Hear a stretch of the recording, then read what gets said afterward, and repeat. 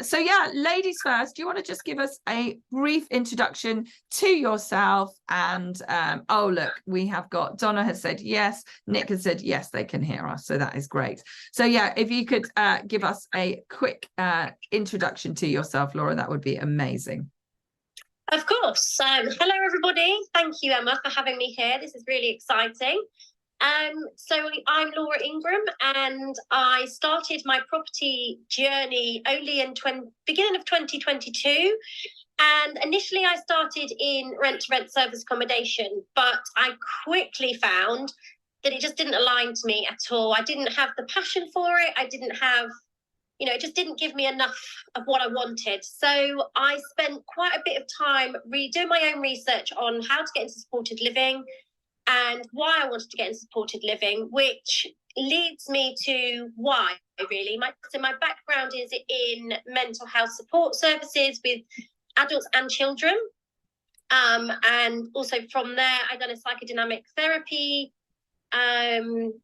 diploma for helping children with their mental health. And I think I've always had a need to help people and want to help people, which possibly comes from having a really poorly mother growing up, actually. So my mum's really severe asthmatic. So growing up, she was in and out of hospitals. I think the need for needing to help people, wanting to help people, stems back from childhood. So once I'd spent some time researching, I knew straight away that supported living was my strategy. It was just so exciting. It just filled me with so much passion. So yeah, that's me. Fantastic. Well, thanks, Laura. And that is so lovely. And that's something when I'm doing coaching that I talk about a lot, is when you are thinking of what you're going to do, does it align with you? Is it something that you really want to do? Because if it's not, you really want to reconsider that, because that's where clearly kind of procrastination comes about, where it's just not going to be something that you want to spend time doing, and inherently it will become another job. Whereas it sounds like, and I know we're going to hear more in a minute, this is something that is really becoming something that you're so passionate about that you'll get up in the morning and do it whatever, because you absolutely love it. So yeah, I love that. Yeah, definitely. Fantastic. Okay, so next up, if I might introduce Kristian Sparrow. Could you let us know a little bit about yourself, and just, yeah, a little bit of your background would be amazing. Okay, thanks, Emma. Can everyone hear me okay, yeah? Absolutely. Good. Okay, so I'm Chris Sparrow. I run a number of companies in South Manchester under the umbrella of Ideal Property Group. I started off doing rent-to-rent HMOs back in 2009. It's quite a while back now. And then started doing SA management in 2017. We just saw that as another way to sweat an asset, basically, and make it work a bit harder than, the standard AST. So that was the reason we got into SA. And after COVID, I started developing for both of them, raising private finance to develop for both of those two particular niches. However, as I'm getting older, I'm kind of realizing that to really scale a portfolio, you need to sort of reduce your management down. If you've run SA for as long as I have, and as many units as I have, you realize that it's very challenging management from a strategy point of view. It's challenging. So I'm looking for a mechanism whereby I can just have FRI leases, have more commercial stock. Obviously, if looking at C3B units for assisted living, then they're effectively, similar regs-wise to HMO, so experience in that.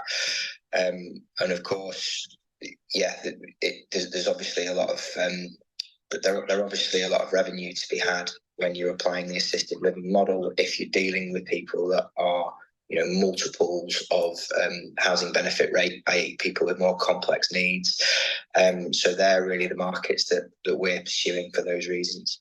Amazing. Yeah, gosh. So you've got a lot of experience across the board from HMOs, SA, so inherently really busy, lots of moving parts, lots of things happening, and you're seeing this as a great kind of diversification into having a bit of a smoother model. So we'll jump onto that again in a minute. So thanks so much. And Nick, welcome, lovely Nick. wonderful friend of mine. Please tell us a bit about yourself.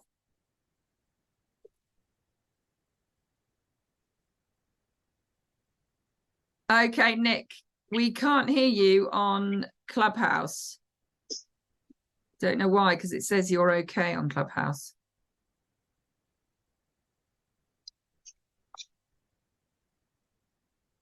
Speak again, Nick.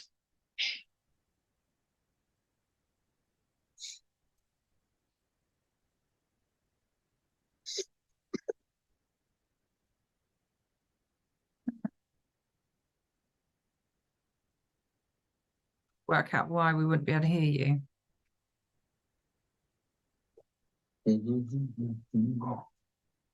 Can anyone else hear Nick? No.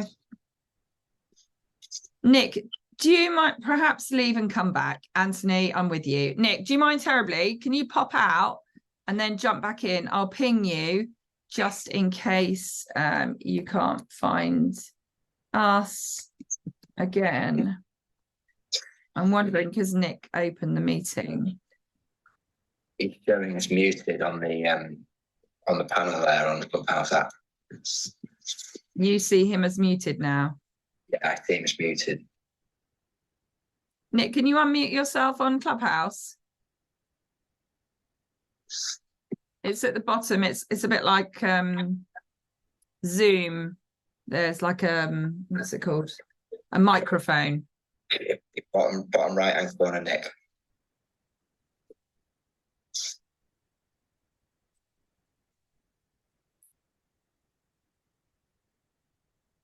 Chris, can you show it on your computer to him? Bottom right hand corner there. Look, Nick, he's showing you on the computer. Hold it up a bit more. Yeah. There's the microphone. That's on your phone app. Is it showing us being muted still for you? Because it's unmuted for me, Chris. Yeah, it's showing it's muted. You can see the icon next to his face there. Is muted. Can you WhatsApp me a picture of that and I'll send it to him because I've got it on my computer. He's left the room again. He's left Clubhouse. Maybe he's going to come back in. Okay, we'll give him just a minute. Can you? Yeah, are you all right, Chris? Just to take a picture of that so I can just show him where it is. Oh, you want me to just screenshot that? Yeah. Yeah, that would be great. Bear with us for 2 seconds, guys. Oh, we love it. We love a bit of tech. It was all working earlier. And we heard him earlier, didn't we, as well? Yeah. Not sure why, but anyway. I'll ping him again.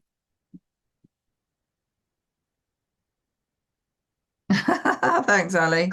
He said it's all okay. We'll just give it 1 minute.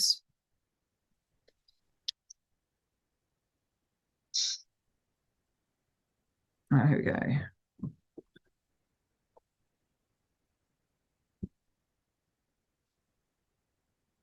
All right, let's see if you can see that. Nick, if you just open up the at the bottom, you can see on the bottom left there's like messages, and then the bottom right there is a mute unmute button. So I can see you're muted now. So if you look at the bottom right hand side of that, there we go. Oh, we love a bit of patience and a bit of tech. Yeah, I contacted the IT team who told me to log off and log back in again, the old classic. Absolutely. So, hi everyone, sorry for disrupting all of this. No, you're I'm Nick Rowland. I've been in property now 23 years. Started as a accidental landlord on buy-to-lets and then moved into HMOs, and from HMOs I moved into holiday homes, from holiday homes to serviced accommodation, from serviced accommodation to commercial. And then my mother, who is now 101 years old, decided to break her hip whilst dancing. It's a new form of break dancing. We ended up in hospital, And I arrived and saw the ambulance crew sitting there and asked them what they were doing. And I said, "You can go now, I've arrived." And they said, "Well, we can't. We've got to stay until she's admitted." So over the 14 hours that then ensued before they could finally go, I learned a lot about the problems in the NHS and the fact that there were lots of people blocking beds, which was preventing people getting into hospital.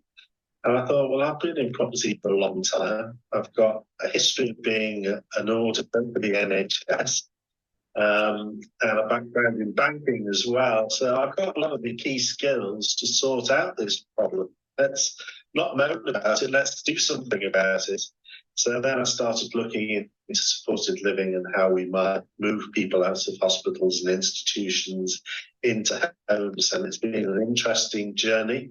I started only in July, learned a lot in that time of aligned myself with a national supported living provider. And we're just sorting our first 4 properties at the moment. I also mentor for the Touchstone organisation, and I know there's a lot of interest in that organisation in this strategy. So a lot of people are coming to my table to find out a lot more about supported living. Amazing, amazing. Okay, Nick, if you could just hold your phone, there's just a little bit of fuzzing going on. So I think if you maybe hold it, I think that would be perfect.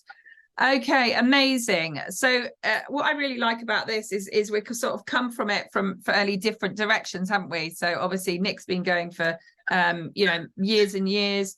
Chris is also extremely experienced, but in other strategies. And then Laura is pretty new to property, but not so new to care and the care industry. And that's what I find really, really interesting, because a lot of things, isn't there? There's people that are really great at care, there's people that are really great at property, but it's very rare that you get the two. So quite often, with people that are good at commercial property aren't always good at residential property. And I think us as these more sort of trained professional property people, we're able to kind of merge multiple sort of strategies together, so whether it's hospitality and property, to give something really positive in the end. So I just want to sort of, and we can have a general chit chat about this, but why each of you have sort of jumped into it. And I know we've sort of touched on this a bit, but what was it, Laura, for instance, that made this seem like it is going to work for you? So obviously you'd looked at your rent to rent and things like that, but it's not an easy industry, let's be fair. It seems to be, and we had this discussion with Lisa last week, it just seems to be so many moving parts. There's no one place to go to help, but clearly all we hear about is there's desperate need. So yeah, what was it that really made you make that choice, and what sort of concreted it for you to move forward? So I think for me, it was a matter of I really wasn't enjoying rent to rent SA. So I had to really sit down and go, what will I enjoy? Because giving up wasn't an option. Giving up on property wasn't an option. I was like, I will make this work, and I can make this work. Where do I want to be? And actually, I knew from the start of my property journey, I wanted to still offer something to children or to mental health services, or something along those lines. So, and I'd heard people talking about supported living, social housing, and all of like you said, there's a lot of information, there's a lot of moving parts, and so I had to really research and focus. Okay, how can I make this work? What does it look like? Who do I need to talk to? So, Lisa was one of the people that I knew I needed to talk to. I knew I needed to be in her membership to move me forward. And so I think what I'd done is actually moved my longer term goal forward. So I think, my vision of having all these properties to help other people was a longer term goal. But for my journey to align with me, who I am, what I wanted to really offer, I decided, actually, I'm going to move this forward, and I'm going to find out all the ways I can do this, speak to people who are already doing it. And once I was speaking to people who are already doing it and in that space, I knew that this is where I need to be. this is my thing. This is what I have so much passion about. This is what I want to do in property. That aside, you know, like you said, it's not easy. I mean, it shouldn't put people off at all. I don't think it is easy. There are a lot of moving parts. There's lots of bits to it that you sort of need to bring together and put in place. And it's all, I guess, with a lot of property things, it's a bit chicken and egg, isn't it? What comes first? Is it the property or the provider, or, you know, and it's trying to just get those running in at the same time. But yeah, so far it's been fantastic. And I think, yeah, for me, I knew once I'd done my research, this is where I needed to be. Amazing, amazing. Well, so it seems to be that one of the big things for you, and has helped you on your way, if I'm correct in thinking, is really getting into a community. So was that kind of a community around Lisa, or is there other communities that you found? Is it Facebook? Is it WhatsApp? Is it just generally knowing a few people and that's part of a community? What does that community look like? So there's a couple of things. So I'm still in a mentorship program, which is really, you know, it's helping me really narrow down what I'm doing and who I'm working with. So it's having that community and that community support. It's being in the right places as well, sort of going to different networking events where I know people I need to talk to who can help me move my property journey forward are going to be, especially around supported living. Okay, what does it look like to you? How can I help you? What can we do together? And yeah, also Lisa's community, which I think has been brilliant. You know, she's amazing at bringing providers together with the property investors, which I think has been a massive thing for me. It's working with those people and knowing that it's almost like a I don't know how else to put it, like a buy to order, I guess. Knowing what they need, we can have a shopping list. Amazing, amazing. Okay, so obviously, you know, Laura's gone from this kind of really wanting it to be attached to how she runs her life. It's very much, she wants a business to answer the needs of her, you know, the way she feels about her business, her morals, all of those kind of things. But it doesn't always do that. And I wanted to make it clear that it doesn't have to be, you know, every business that you do, you are serving people. And I know sometimes there's almost a guilt, isn't there? If you're not saying, oh, I'm wanting to change the world, that there's something wrong with that. So it doesn't necessarily have to go down that line. It can be very practical business reasons as well that can support these people. So moving on to you, Chris, and you alluded to it. So you clearly had a very busy business model. You know, you'd had rent to rents, you'd got HMOs, you were managing many SA properties. How did this kind of crop up? Was it kind of something that you were actively looking for, or it was kind of something that surprised you and you thought, actually, that would be something for me? No, I'd say that I'm exactly what you just said. You know, it's more of a commercial decision. You know, I understand what Laura's saying, and that she had a background whereby she felt a compunction to do it, and that was her place. That's not really the case for me. I like the idea that you can raise private finance, you know, against SAS funds. Using SAS funds to buy these commercial units, and I like the fact that there's heavy multiples of housing benefit rates involved with certain areas of the market. The two places that I've looked at primarily are like complex mental health needs, and then secondly, care leavers. I watched a documentary some years back called From Care to Chaos, and it was just talking about those 16 to 18-year-olds that kind of just get left when it comes to the end of, you know, they just basically get pushed out into the world. And I felt that was really sad. And I feel that a lot of the people that are on the streets are, you know, the product of coming out of the care system early. And there's not really any intervention there. So I think that that's a really key part of the market. But coupled with that, they have to be able to, you know, meet the requirements in terms of the commercials, for us to stack up those deals and be able to facilitate looking after those people.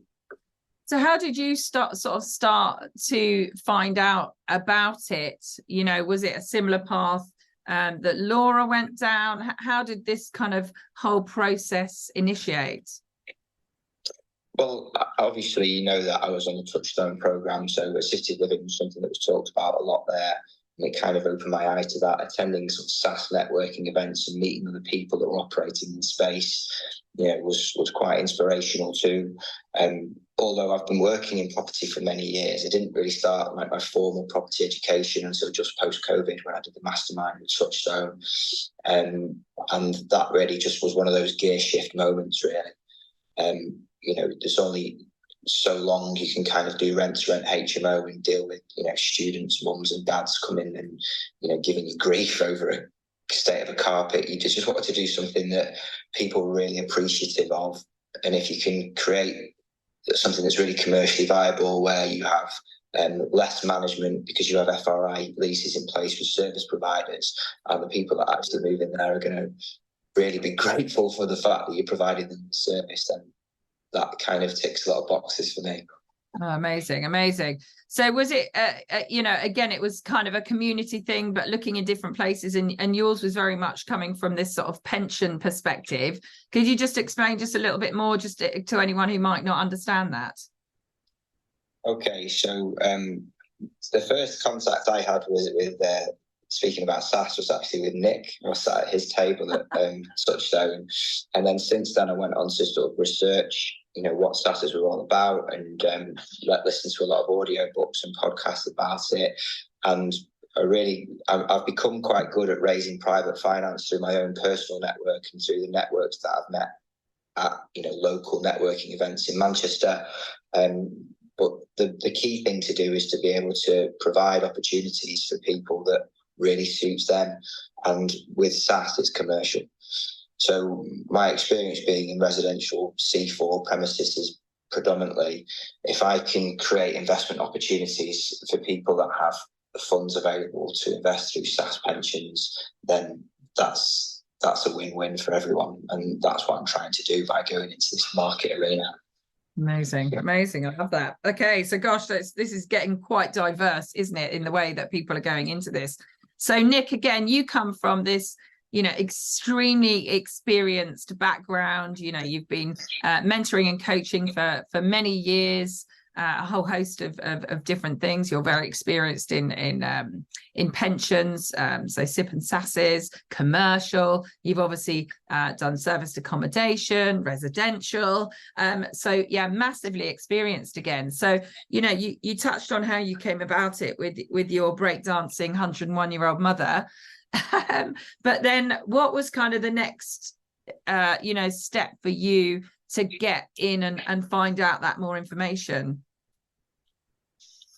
Tinder. On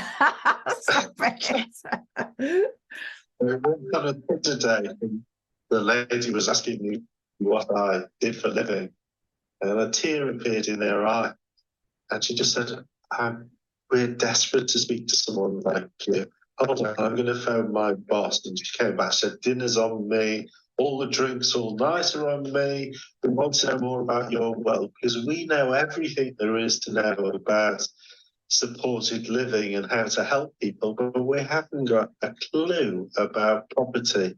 It's an alien world to us." Because I've been talking about leases, and they thought the only way they could get a property was to have an assured tenancy with a landlord.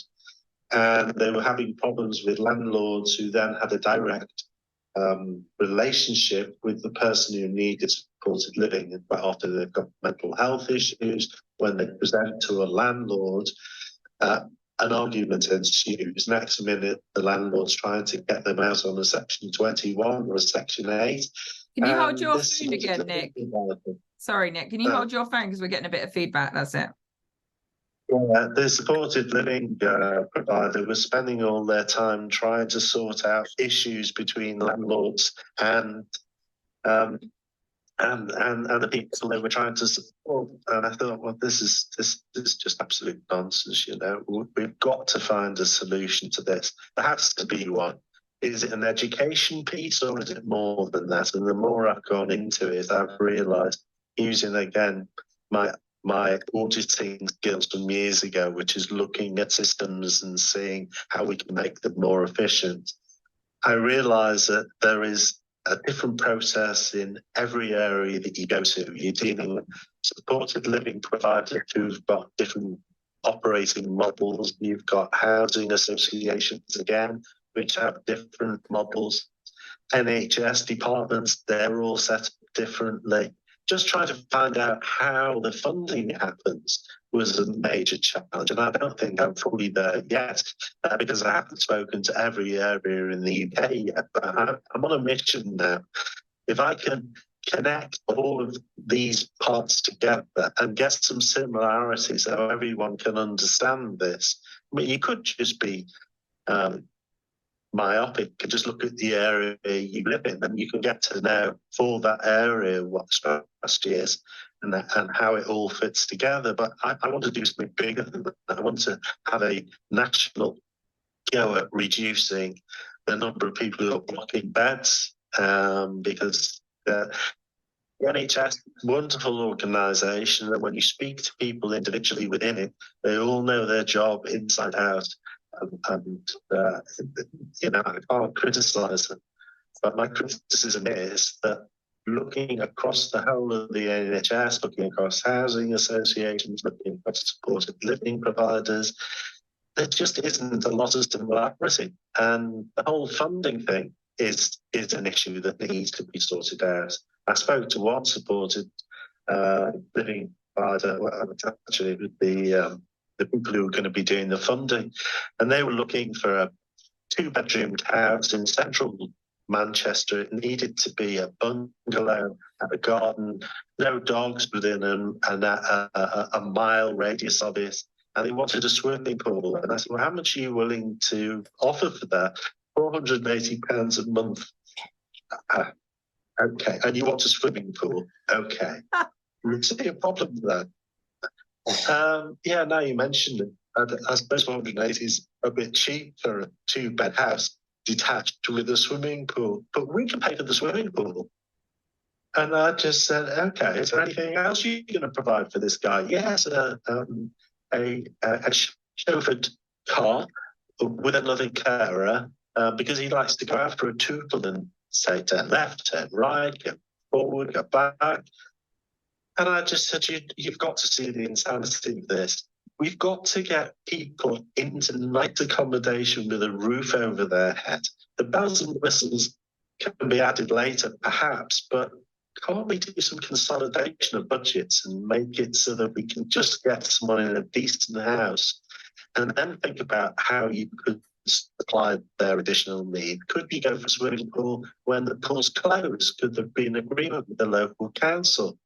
So, you know, to me, it's a fantastic mess, and I'm determined to do something about it nationally. Amazing. So what have you done, Nick, to find, you know, because as you've mentioned, there literally just seems to be, one, there's so many different needs. So if we're looking at kind of pots of needs, so to speak, you know, you might have, you know, ladies that you know, I don't know, fleeing domestic abuse. You might have teenagers, as Chris mentioned, that are going from care into the outside world. And I know I had hoped that we would have Ian Schaff. That's something that he's addressing in the Isle of Wight. You know, and there's so many differing, you know, supported living needs.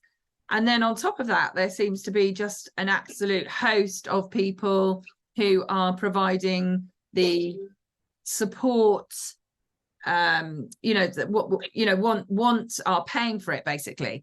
And again, there's a whole host of different things. So there's kind of national, there's local, there's regional, there's, you know, there's the register providers, there's the care providers. I mean, it really is an absolute mismatch. And correct me if I'm wrong, anyone, but this is how I'm viewing it and seeing it. So a real sort of mishmash in every step. It's a bit like starting property all over, isn't it? You know, there's loads of strategies, there's loads of different properties, loads of ways of paying for it.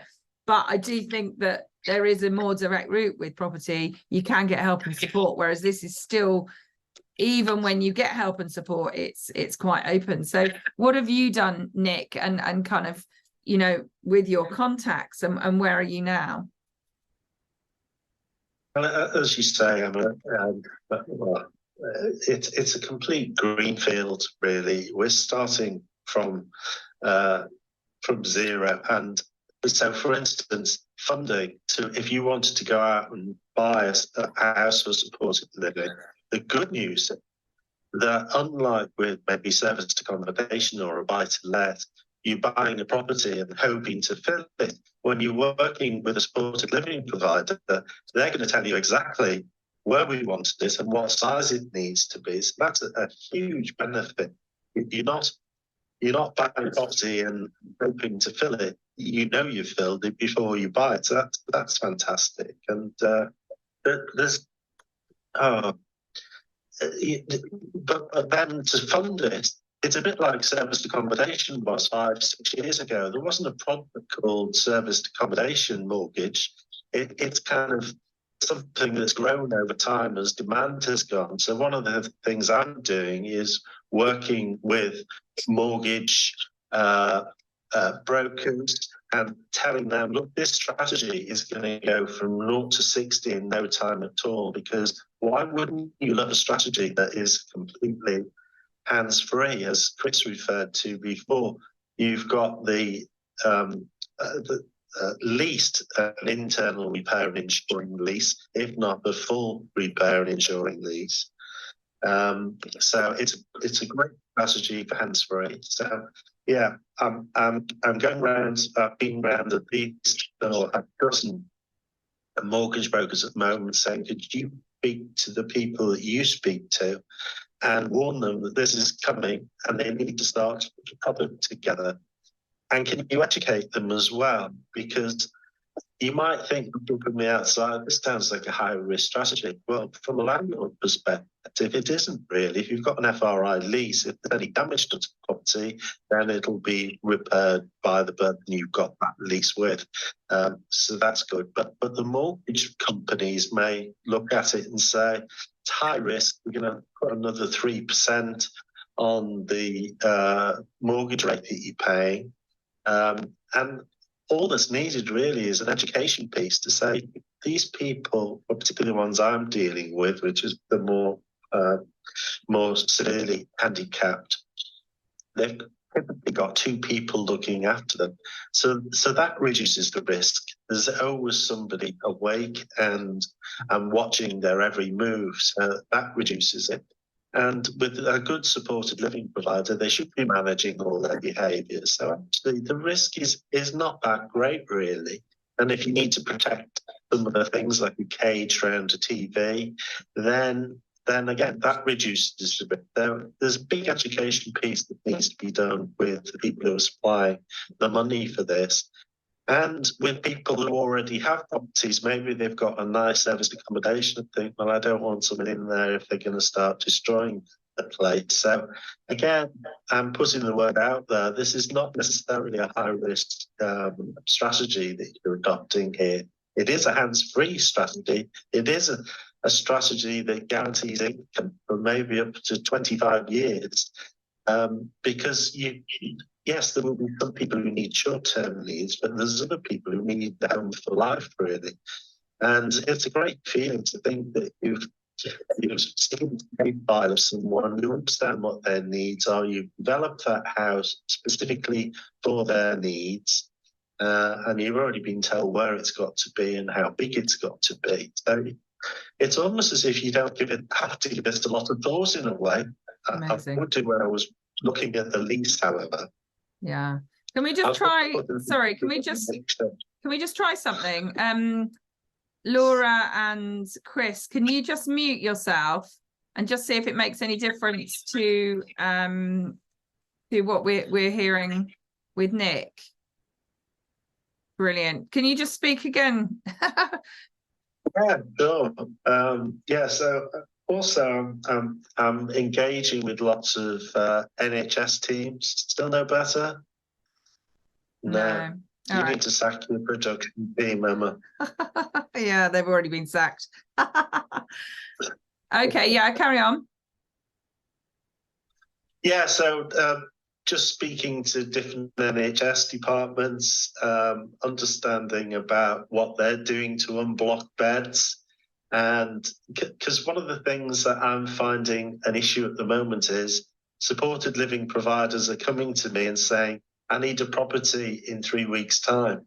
Well, I've got a community of people who have signed up on my website to be informed when these opportunities come up. But that means I'd have to have a property and it would have to be empty. So what I want to be in a position to do is say, look, someone's going to be ready to come out into the community in 6 months' time. Let's find the right property now. Let's get the funding in place. Let's get around the problem of lawyers taking forever to complete on a property, and just give us a chance at doing this properly. At the moment, looking from the outside in, it looks like there's a lot of panic around this. Oh, so-and-so needs to have a property in 3 weeks' time because of whatever the reason is. And it just creates a lot of stress because you're having to liaise with a lot of people, because that's fundamentally what I'm doing. I'm linking supported living providers with people who already have property or who are prepared to invest in property. Amazing, amazing. Well, I think that has seemed to work actually a little bit, guys. So if we could, when Nick's talking, if you two could just mute yourself, that would be amazing. So yeah, I mean, it's so key, isn't it? Like all of these things, the funding houses just seem to be really behind, and it would seem pertinent if, you know, run by a normal commercial company, one would talk, you know, the government, so to speak, would talk to the funding houses to explain that there's such a desperate need, and perhaps it would be pertinent to, you know, understand, like you've said, Nick, and really educate them to provide these products to answer the needs. But you know, it is happening, and I know Lisa as well is really campaigning hard to educate them and to promote that as well, so that's really useful. So Chris, yeah, tell us a bit about where you're at, because I found your journey pretty interesting in how you've got into this. Sorry, just trying to work out, I'm muting myself. Very complex. Right, so sorry, what was the question, Emma? So basically how you've now moved into it. So obviously you found out about it, you thought, oh, this is an opportunity, and I know it sounds like you are definitely on this, you know, finding the need and then creating the product for that. Yeah, true. So I've kind of banged on a lot of doors, and I've kind of really had to work in order to get in with a care provider. And I was, you know, just kind of networking. I went over to Portugal, and I was told by a guy in my BNI group, which I go to every week, I've got a friend that lives out in Lisbon, you should meet him. He does a bit of property stuff. And then we got talking, and the next minute I'm kind of sourcing properties to convert into care homes for him in Manchester. And we're about to complete on our first one. Fingers crossed. It's been a lot of moving parts to that transaction, but you know, there always is. Since I started buying property, I don't think there's ever been one that's sailed through nice and neatly. There've always been. But was that moving parts as far as just the property side of things, or was it moving parts as far as the provider? No, the provider's been consistent and great. So it was just a property thing then. Yeah, it was more, okay, you know, vendor making sure I raised the money, then our difficulties with the lender on the development finance, and then there was an absent freeholder, and you know, there was loads of, you know, things that weren't quite tying in, and sometimes lenders just have a bit of a computer says no sort of attitude, have to solicitors sometimes. So it's just sort of knowing, being in a peer group. Like I came to a power hour with Emma once, and I was kind of set straight on the absent freeholder issue. And there's been, you know, other issues like that we just had to bash our way through. But we finally look like we're able to complete on that in the coming weeks. So hopefully that's going to be the first of many. And the provider that I'm working with seems to be really good, and they're backed by a parent company that's actually bought this provider along with some others, and are kind of on a bit of an aggressive growth strategy. So fingers crossed I can act as their developer on the ground on multiple projects. So you've kind of obviously done your due diligence on this provider. I know when we spoke before, it was quite a light bulb moment for me, is that, you know, they have a shortage of property and staff. I remember you talking about, and so to help them, you've basically provided the property but close by to their current unit, so therefore their staff can be sort of moved across as well. Was that part of the discussions that you had with them, and how that's, you know, potentially moving forward? Yeah, that was the brief. So I think a larger company's come in and bought a number of smaller care providers, and some of their previous acquisitions were via, you know, more rental agreements, direct rental agreements, and they were a little bit naive in some respects, I think. So obviously I've come in as a professional developer, and I've had to sort of make sure that all the T's are crossed and I's are dotted, and deliver like a compliant unit, you know, that has the relevant planning permission and all that jazz. So it's just sort of trudging through that red tape in order to, you know, provide a really quality unit at the end. So where you're at now, do you see this as, you know, it could potentially be very much a rinse and repeat? And also, what length of FRI are these guys looking to do with you? Well, originally it was 10 years, but we put a 5-year break in it now, just because we want a rent review at that point. I know you can build that in, but that was something that was stipulated. Yeah, so sort of 10-year with a 5-year break. And do you think this is a kind of repeatable process? Are they looking for very similar properties, or are they really specific what they're going to be doing, and it's kind of each one is going to be slightly different? No, it will be a rinse and repeat, but the key things, as you've already established there, are location. So once you go above 6 people in a premises, it becomes C2 for planning. So we look to do sort of 6-bedroom units with lots of, you know, additional spaces, you know, whether it be for office or whether it be for storage, whether it be for kind of like a staff room, all that carry on. So we can operate larger lumps, but the ones that I'm doing with that particular company are those C3B planning. It's called 6 bedrooms, with people living together for the purposes of And what I really liked about how you're doing it as well, Chris, and I know we haven't touched on this yet, is one of the issues that you had is your area, and you were doing HMOs, has introduced Article 4.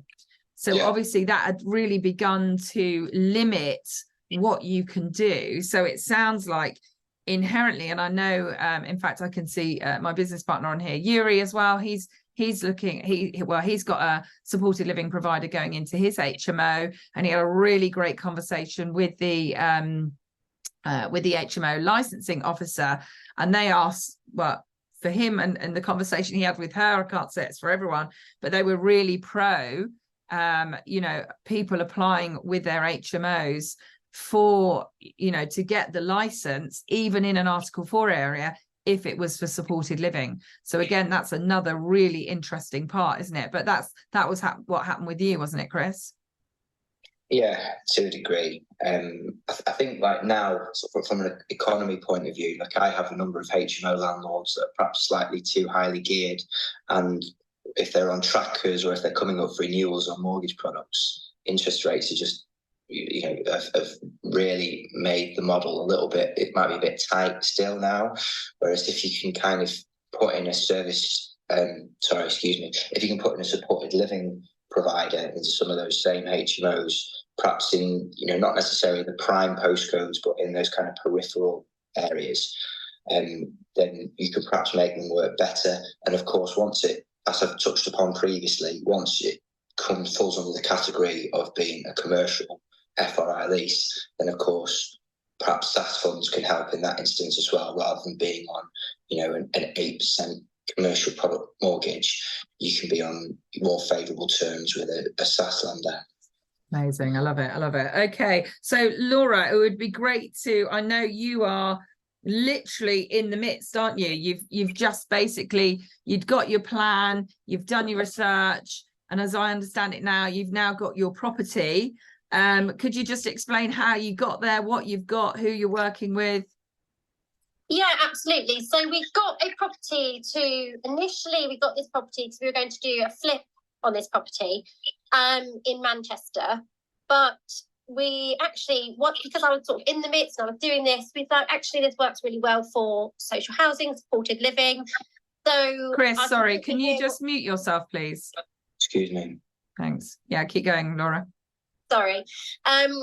Yeah, so I completely hear what Chris was saying earlier. We had our offer accepted on this property back in June, but we only completed a couple of weeks ago because it just took so long. We had an absent freeholder. Oh, yeah, just lots of different things that we had to jump through to get it to actual completion. So we completed a couple of weeks ago and we're currently renovating it at the moment, ready for... so we're doing a 2-bed end terrace to a 4-bed end terrace for supported living with a provider that we're working with, and that's all underway at the moment. So yeah, I'm still very much at the start of this journey, but it's all starting to take shape, and we're doing everything that we need to do. But it's definitely not quick, that's for sure. And so, how did you find your provider then? And is this so, like I mentioned with Chris, is this like a one-off? Is this going to be a rinse and repeat? And how have you funded it? So we found the provider actually through the lady who helped source the property for us, because we're slightly out of area in Manchester, because we're not in Manchester, but that was what we were sort of demand led. So we're very much sort of reverse engineering it with the demand. In terms of rinse and repeat, yes, absolutely. We are rinsing and repeating. And actually with the same provider for this one, we have just had an offer accepted to do the next one. So yeah, we're definitely, rinsing and repeating and carrying on. But aside from that, we're also working with different providers. And one of our providers we've been working with since February, but this is just more of a, what do you need? What you're looking for? How will it work for you? And we are, again, just had an offer accepted for a bungalow to transform into a children's home. So, yeah, we're doing them both alongside each other, which is going to be super busy, but it's all super exciting. Amazing. I mean, that sounds, really, really good. So you talked about this kind of demand led. So how did you find that provider? Because that's pretty huge, isn't it? You don't live near there. It's quite a way away from you. So how did that come about? So for this one, what we actually worked with a consultant. So we worked with a supported living consultant who finds providers for you. Paid him a fee to do that, to find the provider, mainly for that one, just because it was so out of area. Going forward, we're working with the providers directly ourselves now and finding them through Lisa's network, which has been fantastic. But yeah, for that one, we used a consultant and we matched who we wanted to work with, what they were looking for to the property that we've got. And is that something that you can Google, consultant who helps with supported living? How did you find that? Yeah, so I believe so. So, I mean, we did do it through the sourcer who helped us find the property. So she had obviously the connection there, and that's how we worked with the consultant. But I absolutely believe you can look through Google and find different ways to find those consultants, especially now it seems such a big thing that a lot of people who have got the provider contacts are like, actually, I could probably bridge the gap here a little bit. So I think there's more people coming forward to do that. Amazing. And with it, so obviously you're clearly, from a property perspective, adding value on this property. So you've bought what is currently a 2-bed. What is the square meterage of it? So I can't quite remember the square footage of this one, but so you're obviously, it's big enough to be able to add another couple of bedrooms. And oh, sorry. So how we're doing it is with the provider we're working with. They still have a living space, which is part of the kitchen dining space, but the living room is going to form another bedroom. we're adding another bedroom and we're adding an ensuite. So effectively, it'd be a 4-bed with 2 bathrooms to it. Okay. And so how have you funded that? How are you going to come out of that? Have you found, you know, how's it been with the funding? A long process. So we funded, so we're using investor finance for this project. Mainly investor finance. We have bridged a little bit, so we've bridged the gap. And we are planning, so we over 12 months, but we will have paid the investor back within 8 months rather than the 12. And again, with the bridging, we would have paid that back within the time that we need to. But I think, what product are you going to be refinancing with? so we're going to be refinancing with a mortgage on the property to retain and pay back. Okay. And were they happy about, you know, the end value of that, taking into consideration how long's the lease going to be on it with the supported living provider? So the starting point for the lease is going to be 5 years. I think there's a lot of clamping down on the longer term leases anyway. So I think 5 to 10 is mainly sort of going to be the norm, I guess, going forward. But yeah, so we're starting a 5-year lease with them. And is it purely on a bricks and mortar valuation?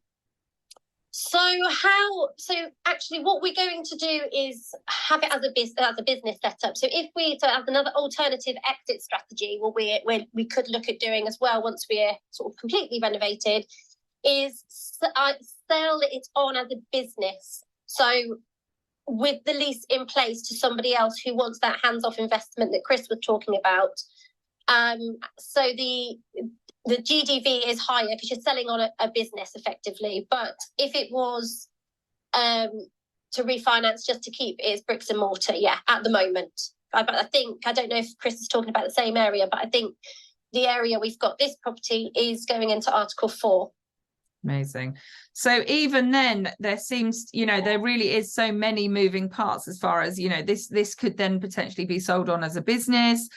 You can have bricks and mortar. So there's kind of multiple levels. And yeah, I can see that that Laura has answered Clive's question. So Clive has said, does this cover ex-offenders? So yeah, so that's useful. And Laura said, yes, it absolutely does. And okay, so guys, we could clearly talk about this for hours and hours, can't we? What would you say, because we literally are in the last few minutes here, but what would you say is the one thing that helped you kind of get on this journey? So was it the one contact? Was it, you know, finding a registered provider? And what advice would you give, you know, people where you guys are literally kind of on the ground, really learning it at the moment? And I'll jump on to Nick first. Well, I've just been very lucky that I got with a national supported living provider who's very generous with their time. Not only am I going to be sourcing properties for them, but also they're introducing me to different councils, and now the councils are introducing me to more supported living providers. So it kind of is breeding itself. And it's, as I said before, it's a green field. There's so many opportunities for people in many aspects. We've not even talked about the possibility of rent to rent. One of the people I mentor, I challenged him a few months ago to find a rent to rent for supported living, and I don't know why I'd be surprised because I'm normally quite stern with the people I teach. He went out, did that, found a 22-bed care home, found a provider by going through the different websites that you can go through to find supported living providers, which is the CQC website for people over 18, and to the Ofsted site for people under 18. So they're the two biggest sources, apart from using people who do this sourcing for a living. You can do it yourself, but so he did it himself, and now he's just getting £4,000 per month for a property he doesn't even own and for a property he's never even visited. Luckily, it has already had furniture, etc. And so, and you can come in as a sourcer in this. There are just so many different angles that can be looked into with this strategy. But starting point for me was lucky, as I say. I found a national supported living provider, but it's something anyone can do. Doesn't matter how much money you've got to invest. There's a different way of funding things or doing it on a rent-to-rent way. So yeah, it's a really exciting strategy, Emma. Amazing. And I'd say to everyone, look into it. Brilliant, brilliant. Yeah, so it does seem to be there really is opportunities to create this hands-free model. You can either keep it for yourself, you can rent it on, you can sell it on. You can even, as you said, that sounds like a phenomenal deal. Find something, find the appropriate provider, get them together, and it's just a total win-win across the board there, isn't it? So amazing. Chris, sorry? I think I was agreeing with you. Brilliant. Chris, how about yourself? Yeah, well, for me, as I alluded to earlier, it was a question of just meeting the right contact. But that was hard fought. That was hard fought. If you're like me and you've just started in property, well, not like me, but if you've just started in property, what I'd suggest to people is just hit as many networking events as you can. Obviously, I do BNI every week. I do at least one other evening networking event per month. And then the more doors you knock on and the more people you speak to, guess what? The luckier you get. And when I went over to Portugal, I met this guy who just seemed like the stars kind of aligned, and I was really looking to diversify in my portfolio, and that just seemed to be a really viable way to achieve what I wanted and obviously what he needed as well. So yeah, that would be advice. Just keep on networking and keep on pushing every opportunity. Amazing. And like all these things, property at the end of the day, it really is about relationships, isn't it? As much as we think, property, and that sounds very much like a bricks and mortar building, it really is such a relationship led thing. So I've just popped a link in also about a great interview I did with Chris Doran about ensuring that you find the demand first. So that's another useful one. So Laura, any feedback from you about specifically the one thing that's kind of helped you and any particular learnings? Yeah, so I think I can kind of echo what Chris said. It is about networking in the right places, absolutely. So the provider we're working with now going forward for the children's home, it all came about because I was sat next to somebody at a networking event, and I said, I'm in supported living. This is the area I want to work with, the children's home. And he said, I've got somebody you need to speak to. So, I spoke to, and then he connected us, and, that was in February. And now, we've had an offer accepted on a property to actually deliver that children's care home. So I think networking in the right places is a real big one. And also, knocking on doors, Googling Googling different charities and providers, or who need, just reaching out to them, who needs stuff, what you're looking for. And, for me, a big one for me has been Lisa's network. I have to say there's people in there, there's, people put in there what they're looking for. And if it's your area you're looking, okay, brilliant, let's connect. I can help you with that. So, I think it is about the relationships, networking, building that, just building on all of those people that you've got contact with, really. Amazing. I love that. And then just going through a bit of feedback that we've had in the chat box. So we've had lots of people saying, so Ludmila said, thank you so much for a great topic. She's also asked, how do you find care providers? So I think we've kind of touched on that a little bit, haven't we? And also do go back and listen to the interview last week with Lisa Brown. That was fantastic too. And then, David has said, great room and really fantastic information this morning.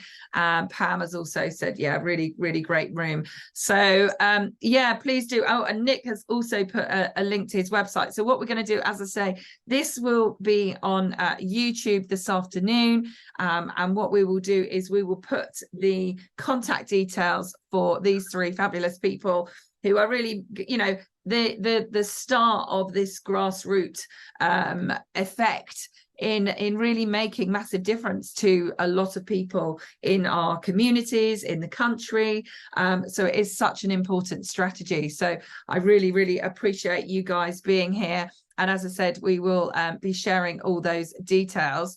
So I don't think we've got time for any more kind of chatting around, but thank you to Chris, thank you to Nick, and thank you also to Laura. And it's so lovely to see you all, because I know you really, really well. So again, we will have this out on YouTube, Emma Howitt, Pure Abodes.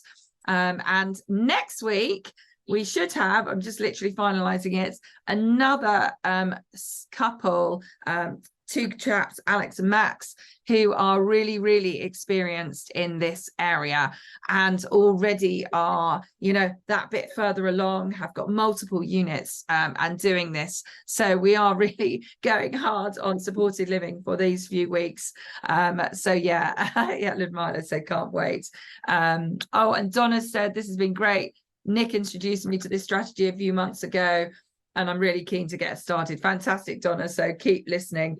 We'll be giving you more information. Okay, guys. So thanks so much. If my lovely guests could just wait 2 seconds while I just shut down all the rooms. So thanks so much, guys, and really look forward to seeing you again next week. Take care.